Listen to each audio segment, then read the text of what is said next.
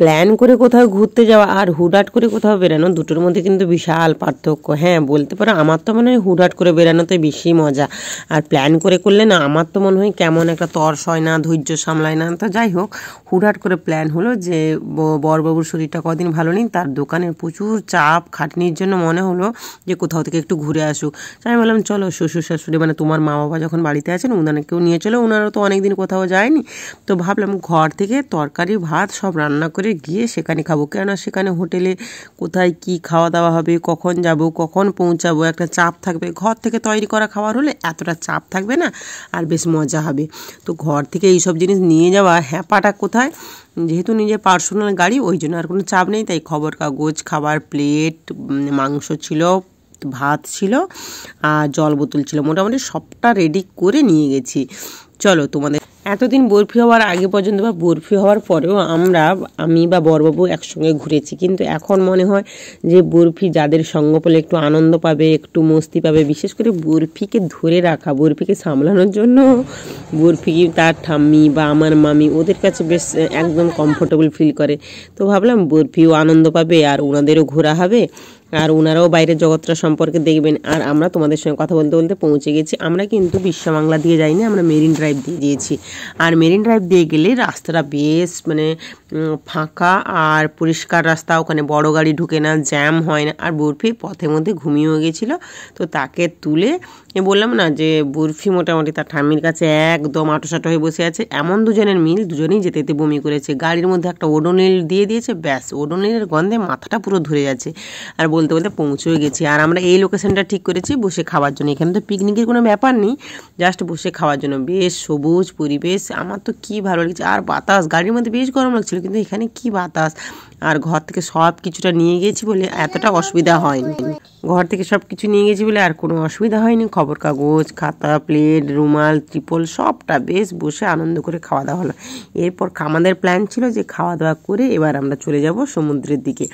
এদিকে আমি যেহেতু খাবারটা বই নিয়ে গেছি, মানে সবাই বসে একটু খাওয়া দাওয়া হবে। আর তেমন কিছু নয়, এমনি একটু মাংস আর তরকারি ভাত। আর বাড়ি অন্য সময় বা পিকনিক হলে হয়তো চচ্চড়ি কি ভাজাভুজি। আমাদের তো প্ল্যান ছিল খাওয়া দাওয়া নয়, আমাদের প্ল্যান ছিল ঘোরা। তো খাওয়া দাওয়ার পরে ওইখানে মানে জানি না দেখে হয়তো বসে আছে যে ওই আমলকি কাকুটা খাওয়ার সঙ্গে সঙ্গে আমাদের হজম করানোর জন্য আমলকি নিয়ে পৌঁছে গেছে। দেখো কত প্লেন, একদম চেনা কঞ্চি থেকেও পাতলা নখের মতো কেটে দিয়েছে। চলো আগে সমুদ্রে যাওয়া যাক।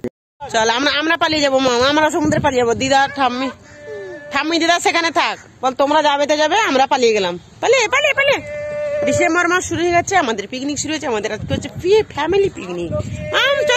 চলে সমুদ্রে যাবো। ভাবছিলাম যে দীঘার সমুদ্রে স্নান করবো, কিন্তু দেখো এতটা জোয়ার চলে এসছে। এ বাবা পাঁচলিপুরে যাচ্ছে, দেখো এতটা জোয়ার চলে এসছে আর স্নান করার কোনো পজিশনই নেই। তাও ওনারা বসে সেটা শখটা মিটিয়ে নিচ্ছেন মোটামুটি পাড়ে। আর বরফি দেখো জোয়ার বাবরি ভাবে, ওনারা বেশ কিন্তু মনের আনন্দে বসে মোটামুটি শখ মিটাচ্ছেন। আর দেখো জোয়ারের পরিমাণটা বাবরে বাপ। এদিকে আমার শাশুড়িয়া শাড়ি চেঞ্জ করতে গেছে, আর বরবাবু এ বাবরে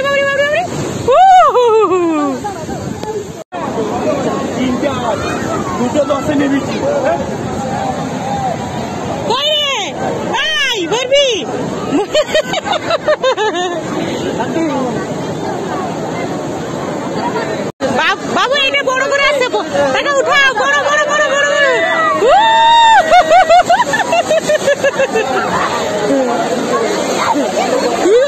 খাচ্ছে।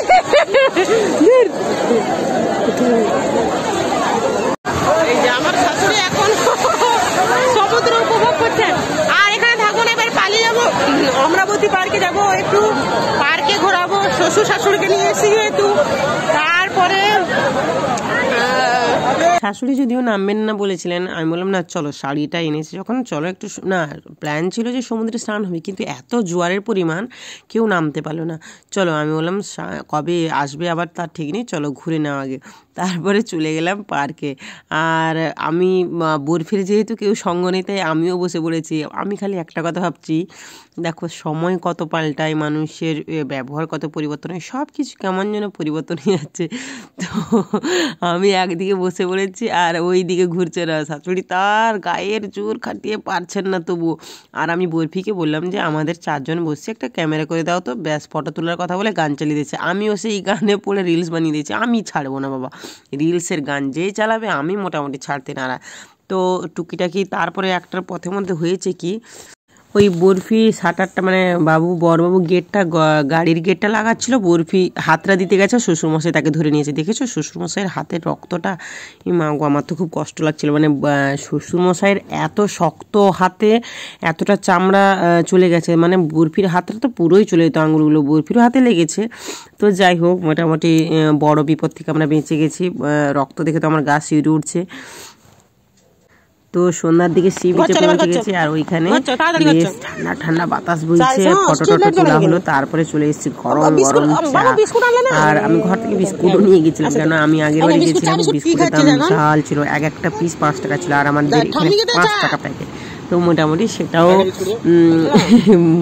খেয়ে দিয়ে এবার চললাম মোমোর দিকে। মোমোটা তো সেইখানে খাইনি, মোমোর দাম সেখানে অনেক, রাস্তায় আসার মধ্যে মোমোটা খেলাম। আর সত্যি কথা বলতে গিয়ে ওখানে আসতে আসতে আমার ঘুম ধরে গেছিলো, কারণ সকালে উঠে মর্নিং ওয়ার্কে যাই। তারপরে কী হয়েছে না হয়েছে না, বাড়ি এসে দেখি আসার মধ্যে বড়বাবু তড়কা নিয়ে এসছে, ব্যাস রাত্রে খেলাম। Good night.